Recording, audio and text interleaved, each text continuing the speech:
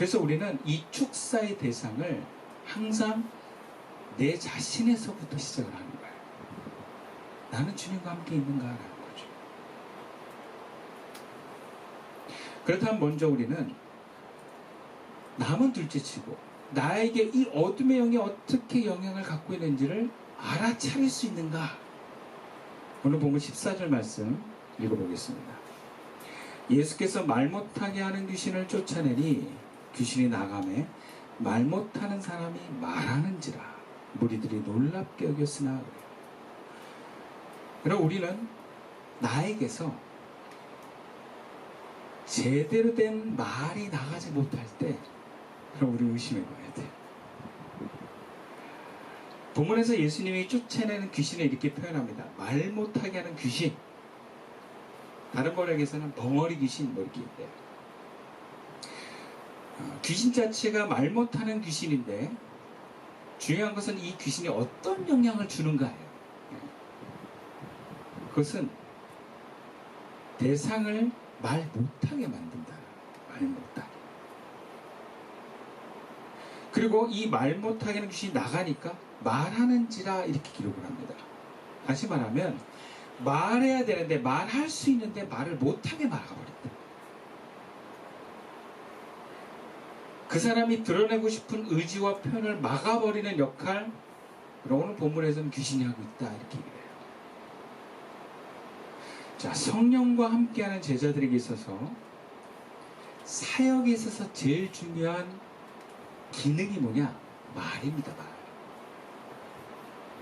이 말은요 역사가 나타납니다. 그래서 성도가 하나님과 동행하는 가운데 누구를 만나서 말 한마디 탁 던지잖아요. 여러분 이게 하나님의 능력이 나갑니다. 그러니까 누구를 만나서 말한다는 것은 굉장히 큰 사역을 하는 거예요. 성도들에게 있어서 말은 축복의 통로입니다. 다른 사람을 살립니다. 또 어둠의 영을 몰아냅니다. 말이 되게 중요해요. 근데 이 말을 못하게 막는 것은 어둠의 영입니다. 제자들의 사역이 무엇입니까? 교회 나오세요. 예수 믿으세요. 그냥 허공에 던지는 말이 아니라 구체적으로 예수님과 함께 기적과 회복과 능력을 나타내는 말을 하는 거예요. 그 중에 예수 믿으세요라고 하는 선포도 있죠. 근데 그 사랑과 생명을 흘려보내야 된 그 말이 어떤 이유로 내가 닫혀져 있단 말이에요. 여러분 이것은 내가 하나님의 능력과 사역을 뭔가 제대로 실행하지 못하고 있는 내 모습이라는 것을 알아차리셔야 됩니다. 성령과 함께하는 제자들에게 있어서 이들은 언제나 자연스럽게 생명과 사랑을 흘러가게 합니다. 예수님처럼 대상을 가리지 않습니다. 병든 자, 이방인 혹은 어린아이 대상을 가리지 않습니다. 심지어 예수님은 바리새인들과 서기관들에게도 하나님의 말씀을 전합니다. 무시하고 미워하지 않습니다.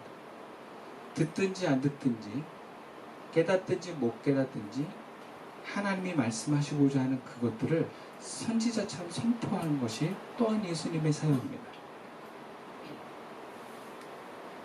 근데 어떤 우리가 특정한 사건을 겪거나 그 대상의 어떤 나를 향한 반응으로 인해서 우리가 사랑을 흘려보내지 않고 자연스러운 생명의 말을 흐르지 못할 때 혹은 분노와 폭력의 말을 내뱉어 버릴 때 우리 알아차릴 수 있어야 돼요. 뭔가 내 속에 문제가 있다. 뭔가 이 생명과 사랑을 막고 있는 어둠의 영이 있다라는 것이죠. 여러분 이것을 알아차리는 사람과 알아차리지 못하는 사람은 굉장히 큰 차이가 나요. 알아차리는 사람은 결국 귀신의 힘이 약해지고 쫓겨납니다. 알아차리지 못하는 사람은 그 귀신이 그 사람의 감정과 입을 지배하고 심지어 행동을 지배해서 죄를 짓게 만듭니다. 그래서 제자의 삶은 사는 우리들에게 있어서 중요한 것이 바로 알아차림이에요. 깨달음입니다. 나의 상태에 대한 깨달음이에요. 그리고 무엇보다 내 안에 어둠의 영을 몰아낼 수 있는 사람은 다른 사람의 어둠의 영도 몰아내는 데 도움을 줍니다.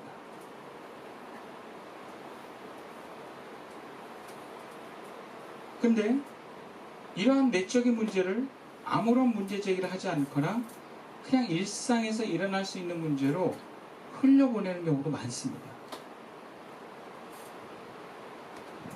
근데 이렇게 해결하지 않고 지적하지 않고 흘려보내면 언젠가 다시 내 안에서 빵 하고 터질지 모르는 문제들이에요.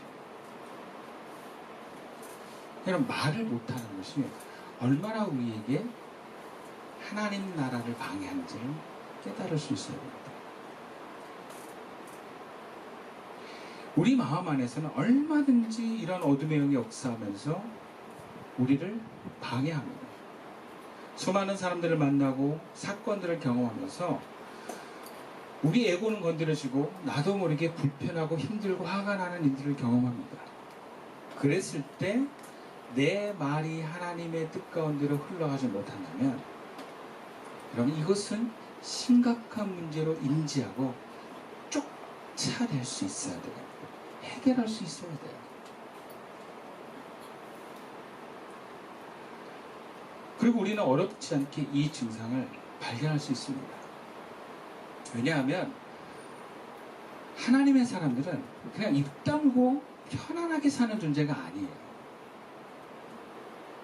물론 성향 자체가 말을 적게 하는 사람일 수도 있겠지만 하나님의 사람들, 예수와 함께하는 제자의 삶의 사람들은 반드시 말을 하며 살게 돼 있습니다. 적게 하더라도. 근데 내가 말을 안 하고 있다. 문제가 있는 거예요.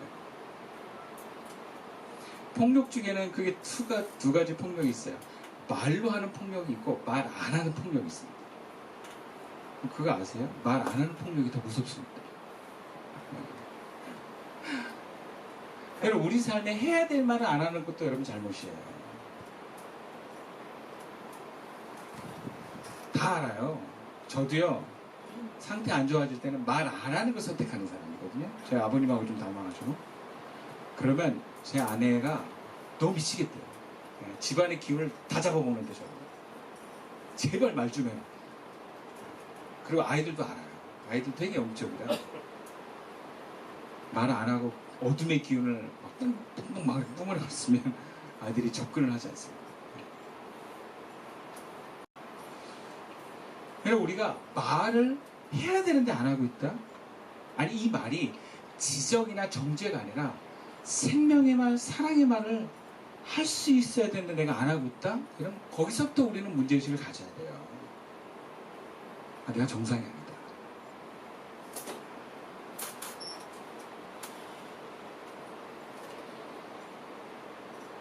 근데 우리의 문제는 이걸 아는데 해결이 잘 안 되는 게 있어요.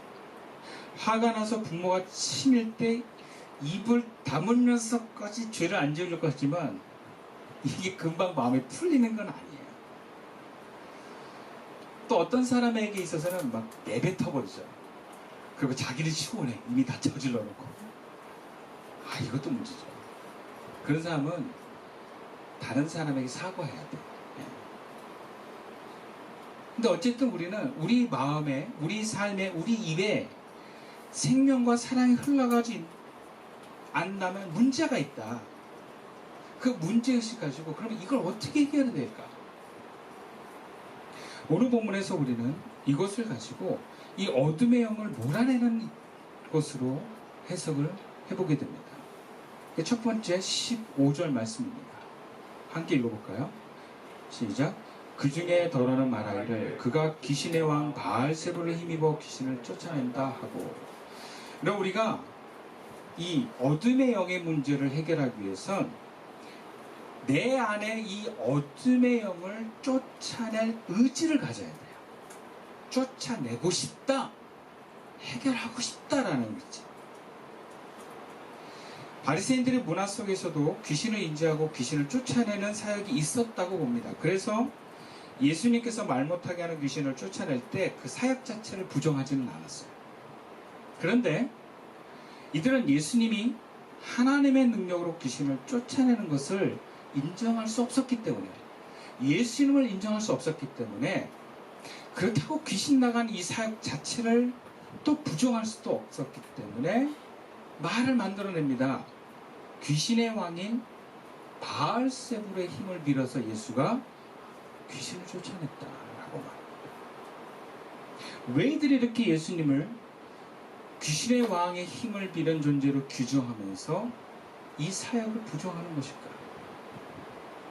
여러 가지 이유가 있지만, 여러분, 이렇게 얘기하는 사람들의 가장 큰 마음은요, 귀신으로 인해서 말 못하는 사람에 관심이 없습니다. 자기 마음을 지키는 게 중요합니다. 이들의 문화권에서 얼마든지 사람이 귀신으로 말 못하게 될 수 있다는 걸 알고, 또 그렇게 고통당하는 사람에게 관심을 가졌다면 그들이 쫓아내려고 했을 뿐만 아니라 오히려 예수님이 쫓아낸 것을 감사할 수 있게 됩니다. 거기에 관심이 있습니다. 야, 우리가 안 되는데 예수님이 쫓아내셨구나. 너무 감사하다라는 것이죠. 근데 이들은 귀신 나가는 게 관심이 없어요. 더군다나 다른 사람이 귀신 나가는 관심이 없어요. 오히려 귀신을 쫓아내는 예수님으로 인해서 자신들의 입지나 이미지가 줄어들 것에 대해 더 의미를 갖습니다. 아주 이기적인 사람들이에요. 자기 마음의 자존심이 더 중요한 사람들이에요.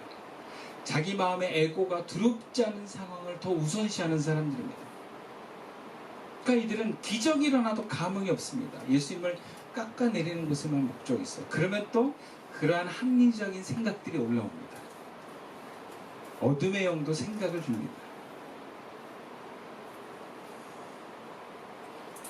이들의 모습에서 우리는 우리에게 나타날 수 있는 한 가지 잘못을 발견합니다. 그것은 말 못하게 하는 귀신을 발견해도 쫓아낼 생각을 하지 않는다는 거예요. 내가 지금 생명의 말을 할 수 없는데 생명의 말을 하고자 하는 의지가 없어요. 내가 지금 사랑이 흘러가지 않는데 사랑하고 싶은, 회복되고 싶은 마음이 없어요.